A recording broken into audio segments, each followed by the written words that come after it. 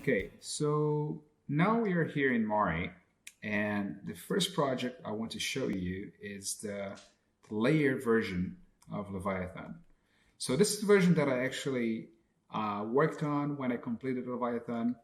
I worked completely in layers at the time, and again, it worked fine. It's pretty efficient, especially when you work with shared layers.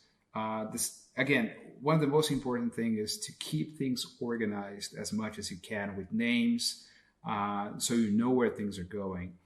Because here, as you can see, I have a channel called resources. So let's open this down here. And then I have all my baked curvatures. And if I'm pressing I right now, so I can change and look through the current paint target. You can see all the different curvatures that I baked and I imported. And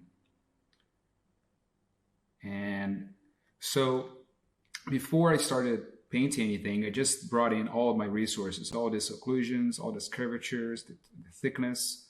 I just added into this channel, so whenever I needed that, I could just bring that in. That's part of the mise en place method that I talked about in the previous presentation. And if we go to our diffuse channel, you can see that I also used some ISO masks. So these are the isolation masks that I talked about. I created these masks. I isolated each material before I even start painting. This is like preparing for the painting process. And then later on, let's say if I wanted to work on my white metal in my diffuse, like here, for example, anything I dropped into this folder, it would be completely isolated by this mask ISO white metal. So let me just turn off these other ones.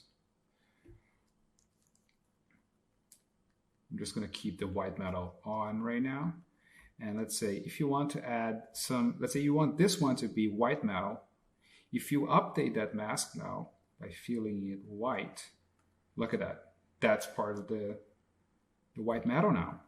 Look how easy that is. If I want to, okay, I want this to be white metal as well. So let's fill that mask with white. Boom, white. The other thing you have to keep in mind is previously I had these patches into a different mask ISO. So you just have to make sure to go back and find where you had that and then make it black so it blocks in there. So when you turn everything on,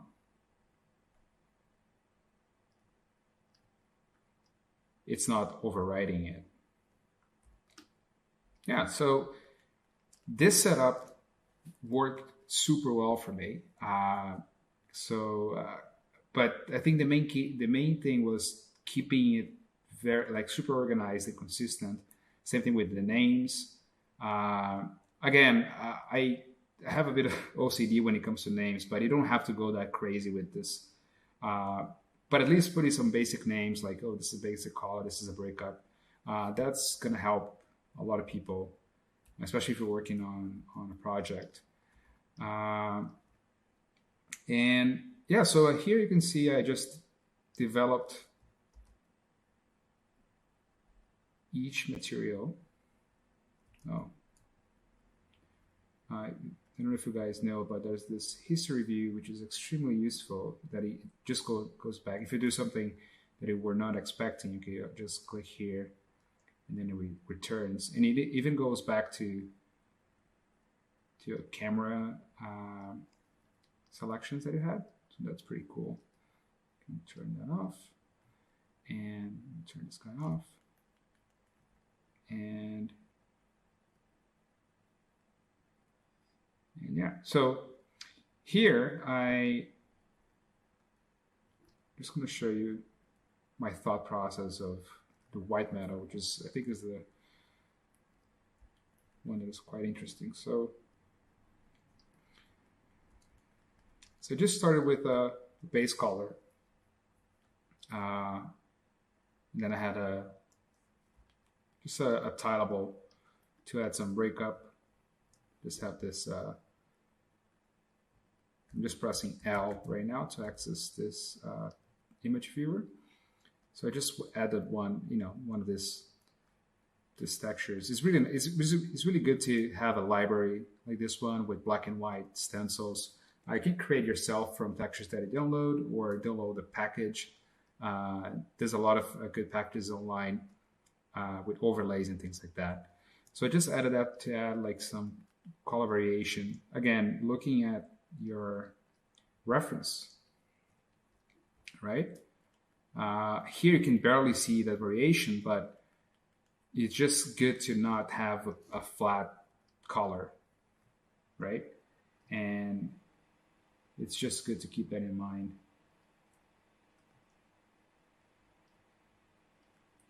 So after adding my breakup, I had a broad variation, which is basically I had my occlusion with some levels and a breakup texture on top of it, just to add some variation on those occluded areas. And then I had a second broad variation with my thickness, and just using an HSV, which uses the color below, and then you just adjust the hue and saturation a bit. But as you can see, the color by itself, it's pretty plain and pretty basic. But as soon as you go and you add the damage, this is I have the damage on top of here of everything. That's when you bring that to life, right? Again, it's super simple. There's not a lot of complexity, but when you put things together, it just makes sense. And that's why I spend a lot of time developing the mask where with some stencils. Here are some stencils that I used to add that kind of detail. Some painted metal. And I just projected them in those areas in some specific places. And again, if we look at other parts, again, they're pretty much the same, like especially things like the brass. I just added some grunge breakup to it, but most of the detail came from the spec.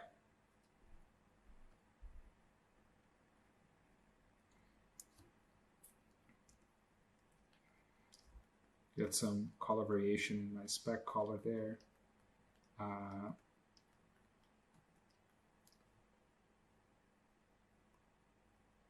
And same thing with the gloss. When we put all these maps together, and as you can see here on the side,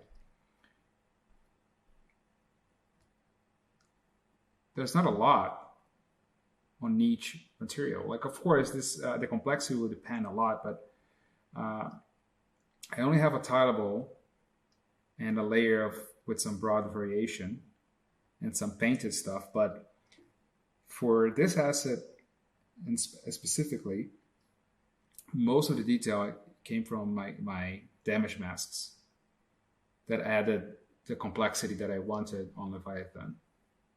So yeah, so this is an overview of the layer the layer system. And again, there's nothing wrong with layers. And again, I used layers for many years, and it was pretty. Again, I was happy with layers until I fell in love with nodes. And it's actually funny because I neglected nodes for the longest time. I had friends telling me to go and try nodes, and I always said no. Layers is the way to go, and nodes, it's never gonna catch on. Nobody's gonna use it. And now I'm here talking about nodes, and that's what I'm gonna do next. I'm gonna close this guy. Oh, before I close, I just want to show you how my node graph looks right now. So if I open here, my node graph, it's down there. Brace yourselves. Look at that. Oh, God. It's just a mess because every time you create a layer here, this layer is also being created in your node graph. So that's how Mari always worked. Like they always had the node graph in the background. That's why sometimes it's not a good idea to work with both systems at the same time. I would rather choose one or the other. Okay, but let's jump right into the node system. Okay, everyone. So I have my node version of Leviathan here. And I just want to start showing you this mockup workflow that I created. So I just imported the maps that I had. Obviously, I didn't work with the nodes on this project, like I said, but I just imported the maps here so you would see how it would work on this project if I had started with nodes instead of layers. Before we look at the node graph down here, I just want to talk a little bit about this new feature that is in the new Mari 4.6, which is the geo-channels, which is pretty awesome. So if you open your Objects tab, like clicking up here, going to Objects, or fighting here on the side, if you open your Objects tab and you go down, there's an option here called geo-channel properties. And down here, as you can see, I have all these maps already. And all of that are maps that I imported into Mari, and I transformed them into geo-channels. And the cool thing about that is, so if I imported these maps into this area here, you can see I have all those names, I can access them at any time. I'm going to create a new geo-channel. So if you create a new node, just press tab and search for geo-channel here. You're going to see that I have in my node properties here, I have all the same geo-channels that I have up there. The reason why this is so cool is that whenever you want to access those maps, you can just create a geo-channel. And this is also available in the layers, in the layer system now. So it's also pretty useful for layers. But the way I work with my nodes, I think this is extra helpful because it makes it less clunky. So you don't have to import everything and you have it everywhere in a file, and you're not going to have all that spaghetti everywhere down here. So you can either, let's say if you want to import something, you can create a new channel by clicking on this plus button, and then you see geo-channel 1 down here. Let's say if you want to add a new curvature B, you can just click on this button. It's going to open this dialog, and then you can search a curvature and import, and then you're going to have it ready for you. Another way you can do it is by opening your channels tab. As you can see it here. So if you click on your channel, let's say I want this, this is my ISO mask brass, for example. I want to turn this ISO mask brass into a geo-channel, you can easily right-click there, go to Export Flatten, and then Export Flatten to geo-channel. So that's going to allow you to add this channel into your list, and then you can access it anytime you want, right? So that's the first thing I would do, just like create all the maps that I might need, like all my occlusions, my curvatures, and then just add them to my geo-channels. And down here, you can see that these are all the channels that I created. These are all my ISO masks. And you can create backdrops to isolate and organize your nodes accordingly. This is what I have here. So I have all my isolation masks ready. And on the side, I also have some of my auxiliary maps. And they're also here. So if I want to access this thickness somewhere else, I can just create a geo-channel, double click, and then search for thickness.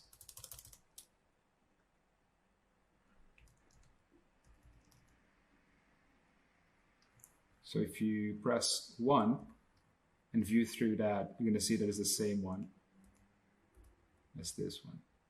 It's this layer there. So that's the first thing I would do before I even start this, the main channels and masks down there. I would just create a backdrop and isolate all the auxiliary maps that I might need, the baked maps and the isolation masks, put it on the side, and then I would start creating my masks. Of course, in this case, I only have one layer because I just imported that into a paint layer down here. But in an actual project, you would see a lot of layers here. Some of you might be asking, like, why the nodes in Mari, they look like Nuke? Because some people might be seeing, people might be used to the nodes in Mari being horizontal, and the reason is I feel more comfortable with this look.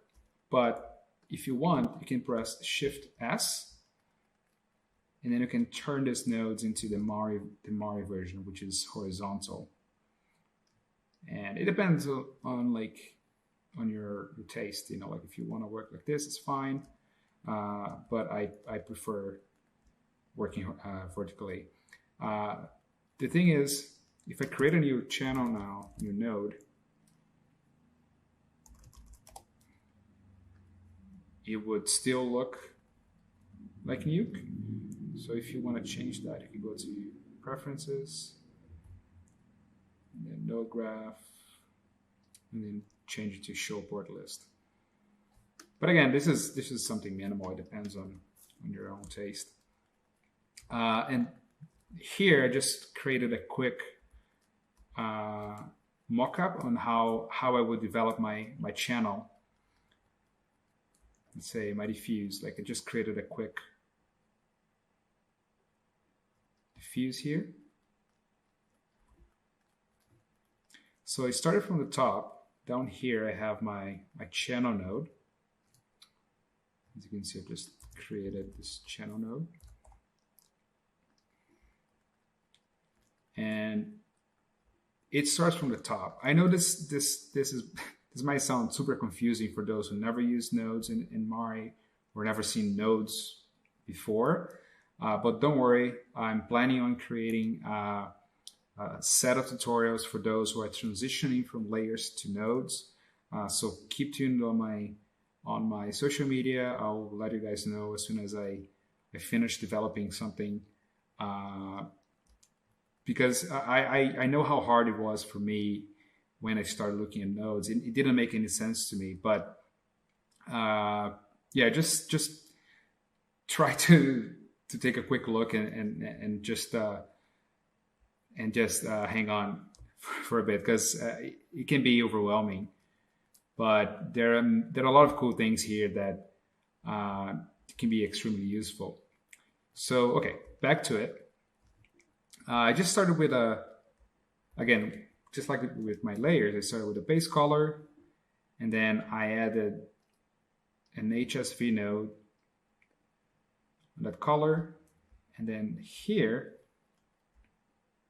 this is my mask. Just plug that into this, which is pretty much a geo-channel with my thickness map. And then I use some levels in it to invert. I'm just going to my node properties here. And then I just have just a cloud with some levels. And I just changed my blending mode to overlay. Okay, I'm using that as a mask. And when you put it together, it's just a little bit of variation here. If you change the HSV, it's just like a subtle variation with that thickness. And then down here, I just added my wear with a darker color. As you can see, I just use a geo-channel again to access that mask wear that I imported there.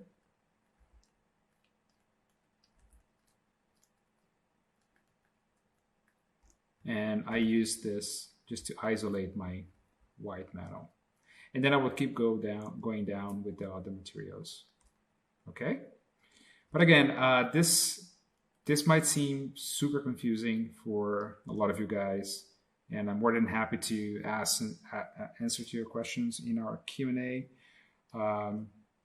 But again, I'm planning on creating a set of tutorials to help you transition from the layer workflow into the nodes. And another thing that is pretty awesome about this node system workflow is that if you're working in a project with a team, it's super easy for you to export. Let's say you created this awesome mask dust and you want to share with your friends. You can either share a material, you can create a material and store all that into material, but I'm not going to get into materials here because it's way too much. But if you just want to share this with a friend, it's as easy as you can imagine. So if you just select that, right click, file, export nodes, and you export this somewhere. Just gonna export that as test. So I just exported that, and then now I'm gonna go to file, import nodes, and I'm gonna bring that in. Boom. So your friend if you created a procedural template like that, your friend can import that and have the same mask dust that you have. So it's great for modular workflows. And as you can see, it's super clean and it's easy to see where things are going. And I would highly recommend you adopt this workflow as soon as you can. And again, it doesn't matter that the layers, I'm not saying that the layer system is bad. I'm just saying that I learned that the node graph can be extremely useful and can make you extra productive in your production workflow. Okay? So thank you for joining me today. See ya.